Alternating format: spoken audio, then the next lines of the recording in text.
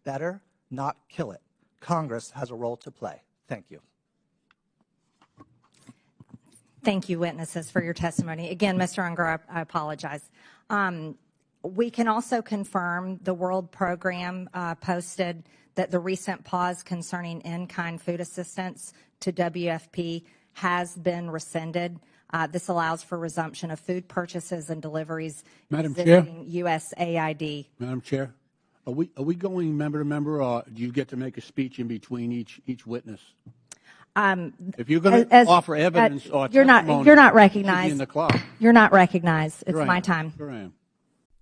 Hey everyone, welcome back to McLewis Channel. Today we're diving into a breaking controversy in Washington. Marjorie Taylor Greene accuses President Biden of using USAID to protect his son, Hunter. If true, this could be one of the biggest political scandals in years.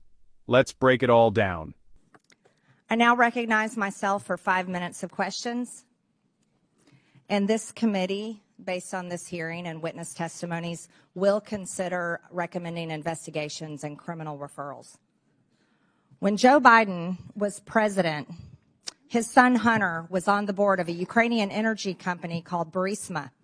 The prosecutor general of Ukraine at the time, Viktor Shokin, was investigating Burisma for corruption. Biden threatened, and is on video, to withhold $1 billion of USAID grant to Ukraine if Shokin wasn't fired. Mr. Primorak, is USAID supposed to be used as leverage by a president to protect his son? No, we call that corruption. Mr. Primorak, in your estimation, roughly what percentage of USAID funding is doled out to bad actors or to efforts that don't have the best interests of Americans in mind? I think what troubles me most is learning, I believe last year, following the hard work of the House Foreign Affairs Committee and Senator Joni Ernst, that USAID has been paying out over 50% to overhead charges. The Office of Inspector General of USAID criticized the agency for not knowing the overhead charges being handed out to all of these actors for $142 billion of disbursements. That is extremely troubling. Yes. Mr. Primorak, Samantha Power, Biden's USAID administrator, openly spoke about her agency's efforts to promote democracy around the world. In your estimation, Mr. Primorak, is that what she was doing? If not, what was USAID doing during the Biden administration? Let me cite the Holy Father, Pope Francis, who accused USAID and other donors of promoting ideological colonization, pushing a radical ideology onto the developing world that is anti-family and anti-life.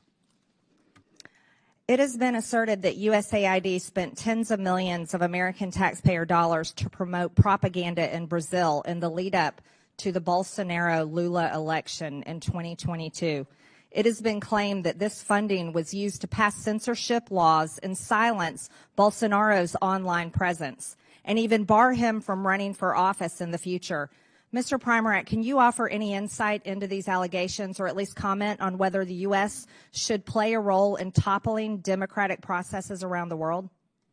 I think what we saw was USAID weaponized by the Biden administration and by Samantha Power to attack any party that was conservative. It just didn't happen in Brazil. It also happened, for instance, in very pro-America, Poland and Hungary as well.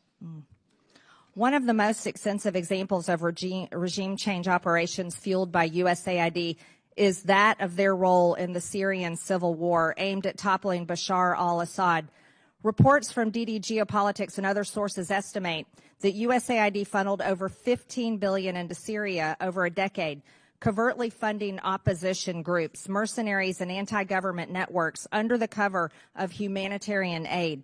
This included support for militant factions and propaganda efforts, often in collaboration with the National Endowment for Democracy.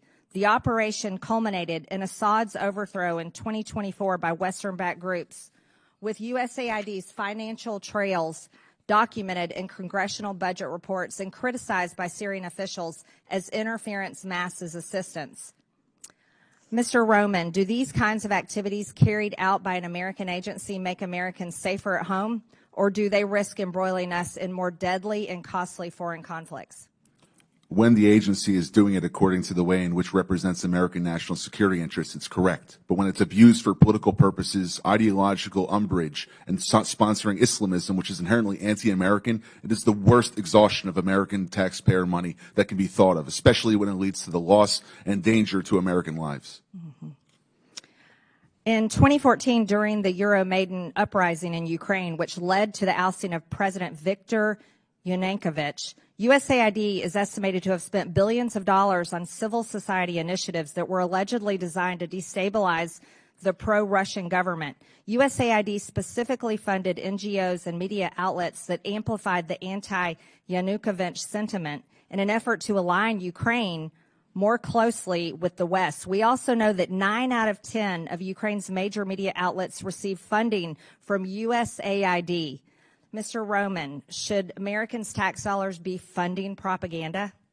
When it's pro-American propaganda, yes. But if it's supporting another regime which is inherently anti-American, no, it should have no involvement with that, which is the pattern we've seen under the Biden and Obama administrations. Thank you. I now recognize the ranking member for 5 minutes. All right, well, what do you think? Should the U.S. government be using taxpayer money for political influence? Let me know in the comments. #, Segment 3, USAID and Foreign Intervention. Shocking claims about USAID's involvement in foreign governments. Reports allege USAID interfered in Brazil's 2022 election, limiting Bolsonaro's online presence.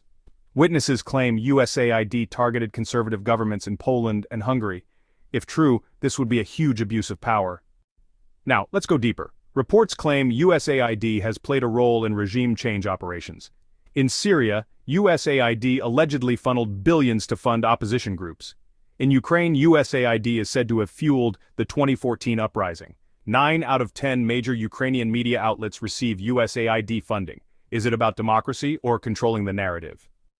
#, conclusion, what happens next? So, where does this leave us? If true, USAID isn't just an aid agency, it's a tool for political influence and regime change. Should USAID be reformed? Should there be an investigation? Drop a comment below with your thoughts. Hit subscribe and turn on notifications for updates. I'll see you in the next one. Outro music fades out.